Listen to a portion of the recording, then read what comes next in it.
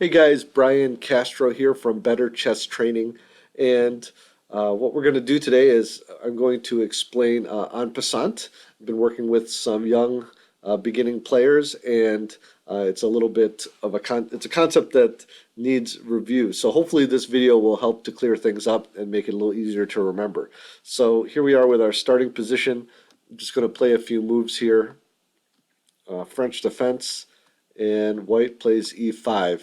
And now the key point here is this white pawn on the fifth rank. Okay, of course the fifth rank for black, because if we look at it from their perspective, would be here. And let me just flip the board over just so you can see.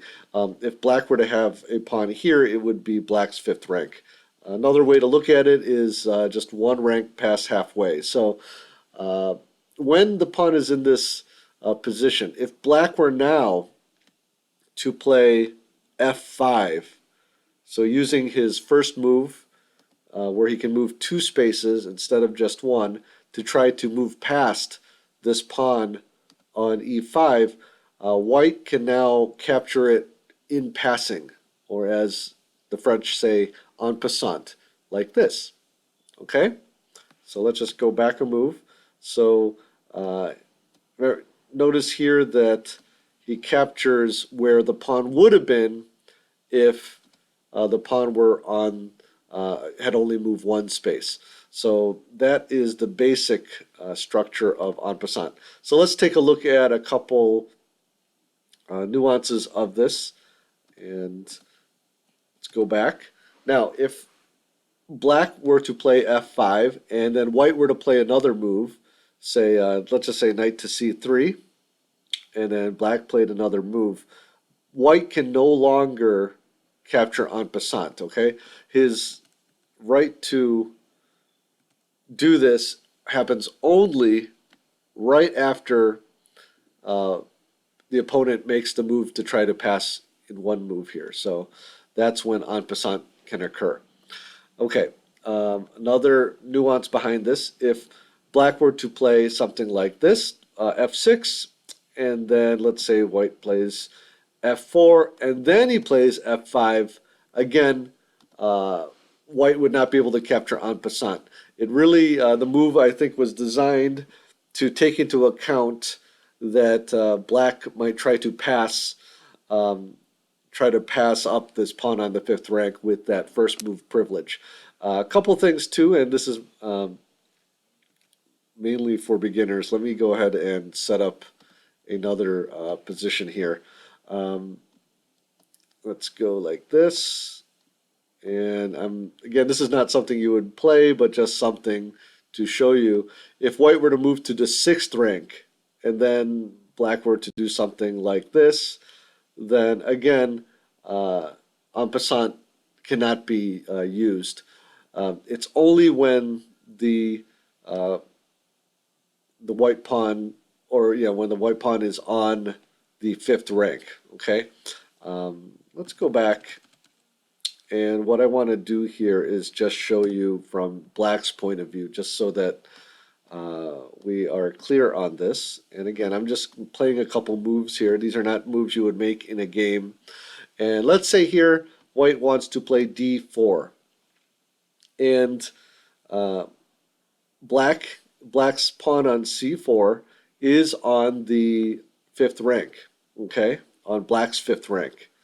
So here he has the option to play en passant like that. Okay, and just to make it clear,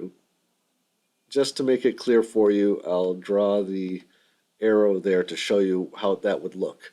Okay, couple things to note before we finish this video up is that just because you can play en passant doesn't mean you necessarily should play en passant.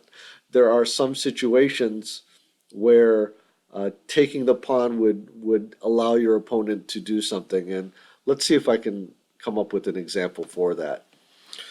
Okay, this is a position from one of my games that came up here, and actually it's a variation. This actually didn't happen in the game, but I wanted to illustrate the point here. In this case, black could have played something like f5, And here it would be a mistake to capture en passant, even though white can do so. If white were to capture en passant here, black can take back with the knight. And the problem for white here is now that positionally black is back in the game. And black, for example, this knight has this e4 square to hop onto. Similarly, um, this pawn on d4 is weak, and black also now has this uh, f file, half open f file to attack this pawn here on f4. And black is not winning in this position, but compared to what white could have done, so if we go back here, after f5, white can play g4 instead. And now what's happening? Look at this knight now has no access to f6. And if, for example, f takes g4, h takes g4, white can now plan on preparing something like f5 at some point, which would really open up the position, make this pawn a lot weaker, and create a protected passed pawn.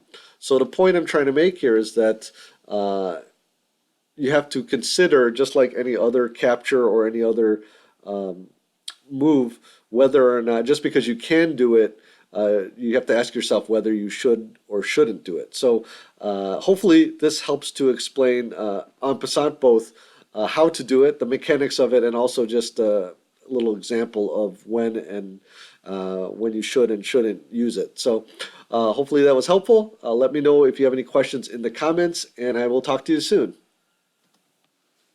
Hey guys, hope you enjoyed this video. If you did, please press the like button. Also, if you have any other chess concepts that you are not sure about or would like a little more explanation, let me know in the comments and I'll see if I can help you with that in a future video. Otherwise, have a great day and good luck with your chess.